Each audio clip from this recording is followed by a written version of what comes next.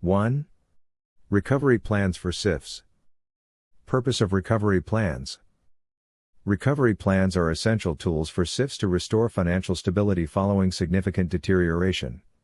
These plans aim to ensure that institutions can continue operations even under adverse financial conditions. Key requirements. Annual review. Recovery plans must be reviewed annually by the management body to ensure ongoing relevance and effectiveness. Components. Identification of critical functions. Arrangements to conserve or restore own funds. Preparatory measures for asset sales and business restructuring. Communication and disclosure plans to address market perception. Indicators for early intervention measures. Prohibited assumptions. Recovery plans must not assume access to extraordinary public financial support, as this undermines the institution's self-reliance. Role of CySEC. CySEC oversees the submission and review of recovery plans. It ensures compliance with regulatory standards and informs relevant local and international authorities in cases involving significant branches. 2. Intra-group financial support. Overview. Intra-group financial support enables financially robust entities within a corporate group to assist weaker subsidiaries, ensuring the group's overall stability. Key features. Voluntary participation. Agreements must be entered into willingly by all parties. Best interest. Each party must prioritize their financial health while participating. Full disclosure. Transparency is required, with all relevant information shared between parties.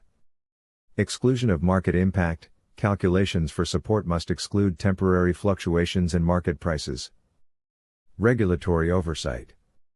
CySEC supervises such agreements, ensuring compliance with early intervention conditions and safeguarding against financial instability across the group. Implications for stability. This mechanism is a critical tool for managing internal financial crises within a group while avoiding external intervention.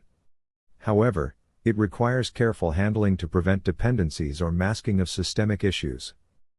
3. Early intervention measures. Triggers for intervention. CySEC may require updates to a recovery plan or impose other measures when significant risks arise, such as rapid financial deterioration, increasing leverage or non-performing loans, liquidity issues or concentration of exposures. Actions by CySEC convening shareholder meetings, replacing senior management or appointing temporary/special administrators. Developing debt restructuring plans or modifying business strategies. Administrator's role. Temporary administrator, oversees a firm for up to 1 year, addressing immediate issues. Special administrator, appointed by the resolution authority with full managerial powers to stabilize the institution and restructure operations. 4. Resolution tools. Resolution tools are applied to manage failing institutions effectively while minimizing systemic risks. Key tools. Sale of business, Article 23. Transfers assets or shares to a financially stable acquirer, not a bridge institution. Ensures continuity of critical functions. Asset separation, Article 24. Isolates problematic assets by transferring them to a bridge institution temporarily. Bail-in, Article 25.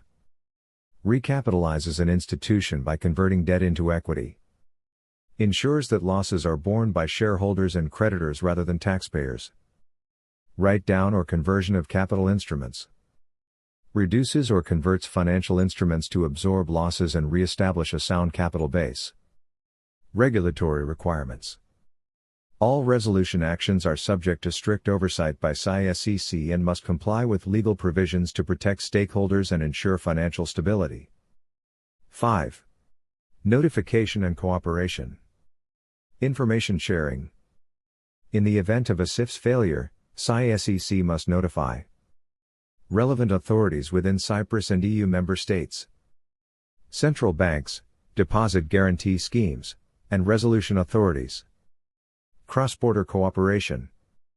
CySEC may establish memorandums of cooperation with third-country authorities to ensure alignment in managing multinational CIFs. Tasks include Developing resolution plans. Addressing resolvability issues. Coordinating early intervention measures. 6. Case studies. The document includes several case studies to illustrate practical applications of recovery and resolution measures. Scenario 1. A financially distressed SIF undergoes successful restructuring after CySEC imposes early intervention measures, including appointing a special administrator. Scenario 2. A multinational SIF stabilizes following the application of resolution tools like asset separation and bail-in, ensuring continuity of critical functions. 7. Key terms and concepts. The chapter provides detailed explanations of critical terms, including CySEC, the regulatory authority overseeing SIFs and ensuring compliance with financial regulations. SIF, Cyprus Investment Firm, a company providing investment services in Cyprus, regulated under CySEC. Recovery Plan, a strategic document outlining measures to restore financial health. Early Intervention, regulatory actions to address emerging financial risks before they escalate. Special/temporary administrators, appointed personnel with powers to manage and stabilize troubled institutions. Resolution Authority, the body responsible for managing the resolution of failing institutions. 8. Multiple choice questions and answers. The document includes numerous multiple choice questions to test understanding of the concepts, such as the purpose and components of recovery plans, regulatory requirements for intra-group financial support, conditions for appointing administrators, functions of resolution tools like bail-in and asset separation. These questions serve as a valuable resource for preparing for the CySEC Advanced Certification Exam. 9. Practical applications and implications. The document emphasizes the importance of maintaining financial stability within the Cypriot and broader EU financial systems. It highlights the proactive measures required by SIFs and regulators to prevent financial crises and ensures that institutions are well prepared to handle adverse scenarios. Conclusion. Chapter 11 of the CySEC Advanced Certificate provides a detailed framework for understanding the regulatory obligations and strategic measures necessary to manage financial stability in SIFs. It underscores the critical role of recovery plans, intra-group support, and resolution tools in safeguarding the financial system. Additionally, the inclusion of case studies, key term explanations, and practice questions makes it an invaluable resource for professionals preparing for the CySEC certification. GPT-4o AI Agent Thumbnail.